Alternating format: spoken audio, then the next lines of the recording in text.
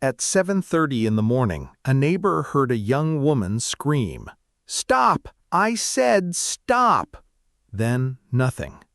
Inside the house, her brother was awake. He heard voices in the garage. He looked out and saw his sister walking away with a man dressed in camouflage, and he made a decision that would haunt him for the rest of his life. He didn't intervene because he thought the man was her boyfriend. 20-year-old Holly Bobo was walked into the woods behind her family's home in Darden, Tennessee, on the morning of April 13, 2011. Her brother was the last person to see her alive, and for 3.5 years, no one knew what happened to her next.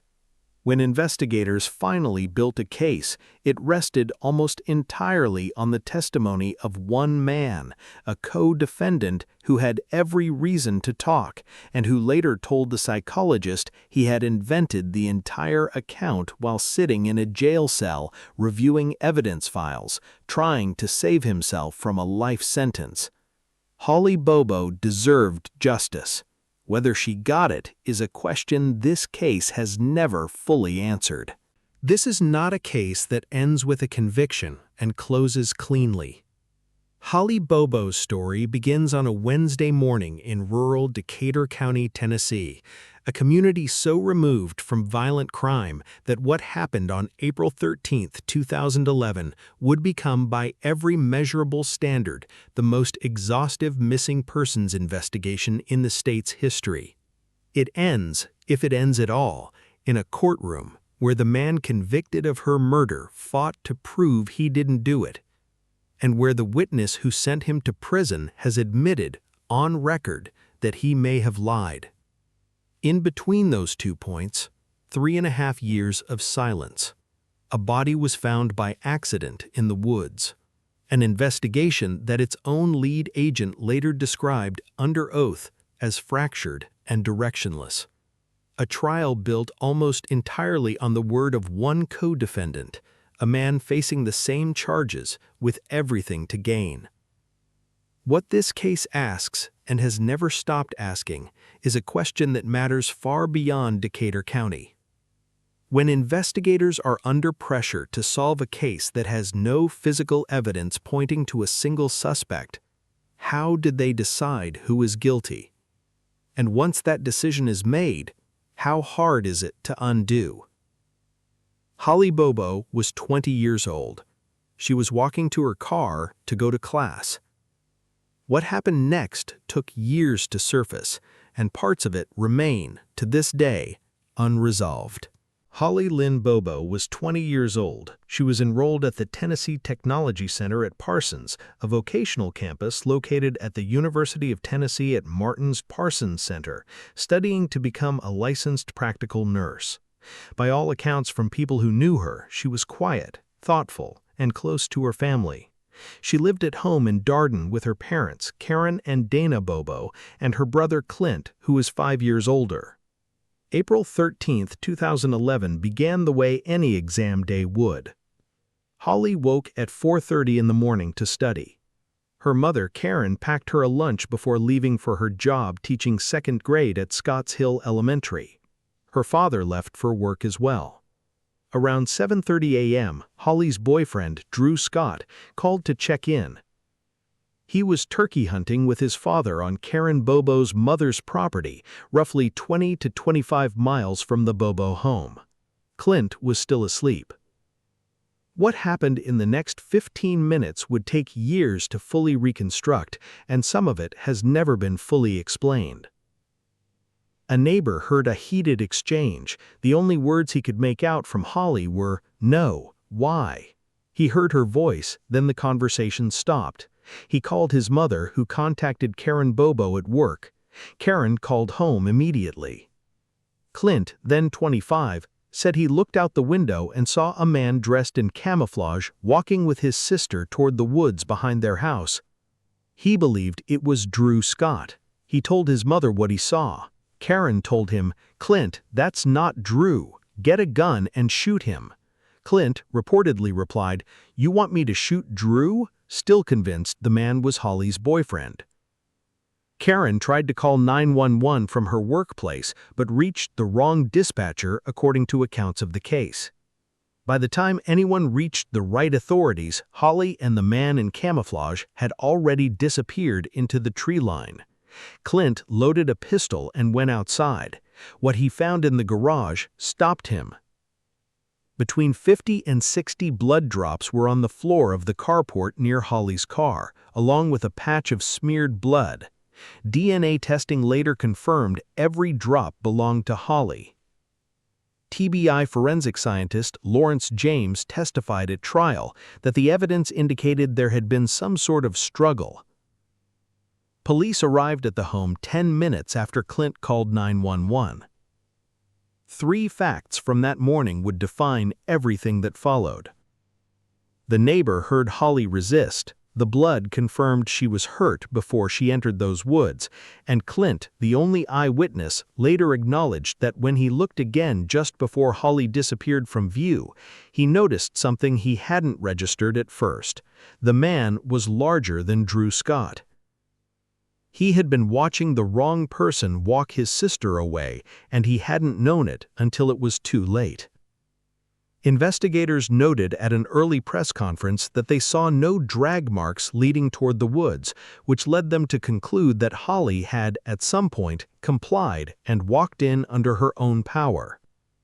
What that compliance looked like, whether it was coerced, whether she was already hurt, whether she had any choice at all, was never definitively established.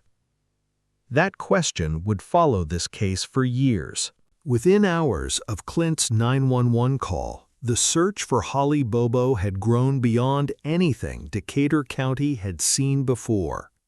The TBI took the lead, drawing in resources from the Decatur County Sheriff's Office, the Henderson County Sheriff's Office, the Lexington Police Department, the FBI, and the U.S. Marshals Service. Investigators scoured woods and fields by both air and foot and deployed high-resolution underwater imaging to search lakes and ponds. What began as a local missing persons case became, by any measure, the costliest and most exhaustive search of its kind in Tennessee history. Hundreds of volunteers joined, on foot, on horseback, by ATV. Holly's cousin, country singer Whitney Duncan, used her public platform to amplify the search and bring national attention to the case. What investigators found in those early days was not Holly, it was fragments. A lunchbox belonging to Holly was found near Bible Hill Road, several miles from her home. A volunteer named Gerald Stevens located a wadded-up paper with Holly's name on it, along with a pair of women's underwear near Yellow Springs Road. Her SIM card and phone were eventually recovered, but along a route that diverged from the path her phone pings had traced. That phone data was, for a time, one of the only leads investigators had. Cell tower data presented at trial showed Holly's phone moving north after she disappeared, entering the Interstate 40 corridor, stopping for 20 to 30 minutes, then traveling south along a different route. The location where the phone paused, near Yellow Springs Road, would turn out to be significant, but investigators wouldn't understand why for years. A palm print was lifted from Holly's car. According to trial reporting, it did not match any of the men who would later be charged. A TBI agent later acknowledged under oath at trial that in the days immediately following Holly's disappearance, the agency was overwhelmed by incoming information. The main priority was finding her alive. As a result, there are no records of investigators interviewing 4 of the men who would later become central suspects in the early stages of the search. Their alibis were not checked. Tips connecting them to the case were not thoroughly read. The left hand didn't know what the right hand was doing, the agent said. That admission would surface years later in a courtroom when it was far too late to go back and fix it. In the meantime, the woods stayed quiet, the search parties kept moving, and Holly Bobo, wherever she was, did not come home. From the earliest days of the investigation, names were circulating in Decatur County, and some of those names were not strangers to the Bobo family. Zachary Adams, his brother Dylan Adams, and their associate Jason Autry were brought up early and often. A fourth name, Shane Austin, also circulated in those early months. Austin died by suicide in August 2011, before charges were ever filed. As investigators would later note, Holly's mother Karen had taught both Zach Adams and Jason Autry when they were in grade school. But the man actually running the investigation wasn't focused on them. Terry Dykes was the TBI's lead case agent in the Holly Bobo disappearance, and at trial, years later, he testified to what he had concluded in those early months. Based on cell phone ping data from the morning of April 13, 2011, Dykes determined that Zach Adams's phone had placed him several miles from the Bobo residence during the critical window. It did not place him near Holly. Dykes testified that he stopped investigating Adams, Autry, Austin, and Dylan Adams entirely. His own words on the stand, "I was wasting my time investigating those idiots." His attention had turned elsewhere, to a man named Terry Britt. Britt had multiple convictions for sex offenses dating back to the 1970s, and he lived near the Bobo home in Decatur County. Dykes testified that the TBI bugged Britt's phone and home. "We kept getting information about him stalking other girls around the same time as the Holly Bobo disappearance," Dykes said. "I checked his alibi out and found out it was garbage." At one point, Dykes sent a U.S. Marshal to speak with Britt in jail. The Marshal laid out the details of how investigators believed Britt had carried out the crime. When he finished, Britt reportedly said, "Sounds like you have that all figured out. I'll plead to it and close the case." Prosecutors later argued that statement was not a confession, that Britt had been told the entire theory before he said it and had simply parroted it back. The statement was never used to charge him. Then, in June 2013, the investigation shifted in a way that would define the rest of the case. Dykes was placed on desk duty and relieved of his duties as lead case agent. His supervisors cited tunnel vision, specifically his refusal to entertain the idea that anyone other than Britt had committed the crime. At the 2025 post-conviction hearing, Dykes testified that there had been growing rifts within the TBI, investigators who could not agree on which suspects were viable. TBI agent Kathy Ferguson was appointed to replace him. Under her leadership, the investigation effectively started over, re-interviewing hundreds of suspects whose alibis had been lost in the shuffle while the focus had been on Britt. Two things are true at the same time, and they don't resolve easily. The man who ran the original investigation, the one closest to the evidence in the first months, looked at Zach Adams and concluded he was not responsible. The men who came after him looked at the same case and concluded Adams was guilty beyond a reasonable doubt. One of them was right. The question that has never been fully answered is which one. 3 years and nearly 5 months passed without answers. No confirmed sighting, no arrest, no body. The Tennessee Bureau of Investigation had reorganized its entire approach after removing its lead agent. Hundreds of suspects had been re-interviewed from scratch. The case, by every external appearance, had gone cold. Then, on September 7, 2014, a man named Larry Stone was hunting for ginseng root in the woods of northern Decatur County. Stone initially thought the object he spotted was an upside-down bucket. He turned it over. It was a skull. He called out to his cousin who was hunting with him in the forest. "I said, I found remains. Get up here now." The following morning, TBI Special Agent Laura Hodges and her forensic team responded to the scene and began recovering what was there. They found Holly's skull and teeth, confirmed later by dental records and DNA.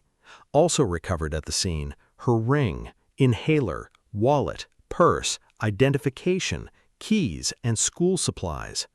Additional human remains, ribs, and other bone fragments were also recovered from the surrounding area, all confirmed to belong to Holly. Forensic pathologist Dr. Marco Ross testified at trial that the cause of death was unquestionably a gunshot wound. The bullet entered the back right side of Holly's skull and exited through the lower front. He assessed it was likely fired from a .32 caliber weapon. The location was less than 6 miles from the home of Zachary Adams. It was also, critically, within the same corridor that Holly's cell phone pings had traced north on the morning she disappeared. The remains were confirmed as Holly Bobo's on September 8, 2014. Her family was notified before the public announcement. What broke the case open next had nothing to do with physical evidence found at that scene. It came from inside the Adams family itself. Most of the arrests that followed were based on a reported confession by John Dylan Adams, who told investigators he had seen his brother Zachary and Jason Autry with Holly at his brother's home after her abduction. Dylan later recanted, alleging his statements had been coerced. Zachary Adams was arrested and charged with especially aggravated kidnapping and first-degree murder. The prosecution now had a suspect in custody. They had a confirmed cause of death. They had a location where Holly's remains were found. What they did not have was physical evidence placing Zachary Adams at any point in the chain of events between Holly walking into the woods and her skull being found in the trees north of County Corner Road. What they had, instead, was Jason Autry, a co-defendant facing identical charges who was willing to talk. And that is where the case became something else entirely. The trial of Zachary Adams opened in Savannah, Tennessee in September 2017, 6 years after Holly Bobo disappeared and 3 years after her remains were found in the woods of northern Decatur County. In opening statements, prosecutors described a world of methamphetamine and morphine. They told the jury that Adams had abducted Holly from her home, drugged her, raped her, killed her, disposed of her body, and then bragged about it to people around him. Adams pleaded not guilty to all charges. The physical evidence presented was limited. The jury was shown photographs of blood droplets and smeared blood from the Bobo carport, confirmed by DNA analysis as Holly's. An FBI agent testified about linear scratches found on Adams's inner arm in the days after Holly's disappearance. Photographs of those wounds were shown to the jury. The defense disputed their significance. The emotional weight of those first days in court was considerable. Holly's mother, Karen, collapsed on the witness stand while identifying her daughter's personal belongings, including the lunchbox she had packed that morning, Holly's wallet, and purse contents. Her father, Dana, described learning at work that his daughter had been taken. That was the worst feeling you could possibly feel, he told the court, that something bad happened to one of your kids. But none of that, not the blood, not the scratches, not the grief of Holly's parents, was the foundation of the prosecution's case. That foundation was Jason Autry. Autry was a co-defendant. He had faced the same charges as Adams: kidnapping, rape, and murder. He struck a deal with prosecutors in exchange for his cooperation, pleading guilty to lesser charges of solicitation to commit murder and facilitation of especially aggravated kidnapping. And then he took the stand. Autry told the jury in graphic detail how Holly was kidnapped and raped, wrapped in a blanket, thrown into the back of a pickup truck, and driven to a bridge near a local river. He said he stood as a lookout while Adams shot her. His words from the witness stand have since been reported by multiple news outlets. It sounded like boom, boom, boom underneath that bridge. It was just one shot, but it echoed. Birds went everywhere, all up under that bridge. Then just dead silence for just a second. The trial judge praised Autry's testimony as credible. For his cooperation, Autry was sentenced to 8 years in state prison, a sentence that, with time served, made him a free man by September 2020. A prosecutor later acknowledged in post-conviction proceedings that Autry's account had answered many questions that were left open, factually, in the investigation, and described it as a very important piece in getting justice for Holly. On September 22, 2017, the jury convicted Zachary Adams on all counts. He was sentenced to life in prison plus 50 years for first-degree murder, kidnapping, and rape. The following year, Dylan Adams entered an Alford plea, accepting conviction without admitting guilt, and received a combined 35-year sentence for facilitation of first-degree murder and especially aggravated kidnapping. And for the Bobo family, there was a verdict, there were sentences, there was, at least on paper, a conclusion. Autry was arrested just 2 months after his release, found in a rural field with a rifle and a handgun in violation of federal supervised release. He was eventually sentenced to 19 years, 228 months in federal prison for firearms offenses. And then from inside that federal prison, he started saying something that changed everything. And it was from inside that federal prison that the foundation of Zachary Adams' conviction began to give way.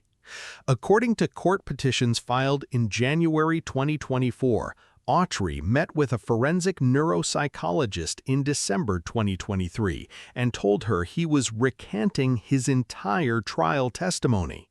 He said he concocted the story in his jail cell before the trial while reviewing discovery evidence. He said his attorney had told him he was 95% certain of a conviction on the charges against him, and that fabricating a detailed account of the murder was the way out. When the post-conviction hearing began in May 2025, Autry, subpoenaed to testify, invoked his Fifth Amendment right to remain silent. He would not repeat the recantation under oath in open court. A judge ruled the video of Autry recanting was not admissible. Adams' attorneys immediately appealed that specific evidentiary exclusion. The post-conviction hearing was suspended pending the outcome of that appeal, before ultimately resuming and concluding with closing arguments on December 29, 2025. What emerged over the months of hearings that followed raised questions that went well beyond Jason Autry's credibility. Recordings played in court included TBI agent Brent Booth on tape telling witness Victor Dinsmore what Autry was going to testify to. In a separate recording, private investigator Dennis Benjamin told Dinsmore, "They got 8 charges on you right now. 3 of them have the chance of the death penalty. If you can't give us Holly's body, then you're basically fucked." Adams' attorneys argued these recordings demonstrated that witnesses were coached and pressured into aligning with a pre-existing narrative. An ATM surveillance clip from Parsons, Tennessee, time-stamped at approximately 11:12 a.m. on April 13, 2011, appeared to show a white Chevrolet Silverado, consistent with Dylan Adams' truck, completing a transaction. That timing placed the vehicle in Parsons during the same window in which Autry had testified that Adams was at the Tennessee River disposing of Holly's body.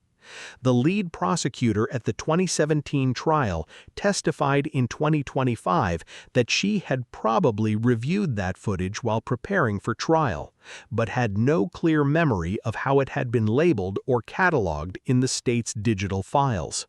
She maintained that even if she had seen it, the faces were not clear enough to be identified, and it did not change her view of the case. Former TBI Special Agent Terry Dicus, who had been removed from the case in 2013, returned to testify about the growing internal rifts between investigators who could not agree on which suspects were viable. Former TBI Special Agent Valerie Trout, who worked the investigation until she was terminated from the Bureau in 2016, testified separately, describing the early period when Terry Britt was treated as a serious possible suspect and the investigation was moving in an entirely different direction.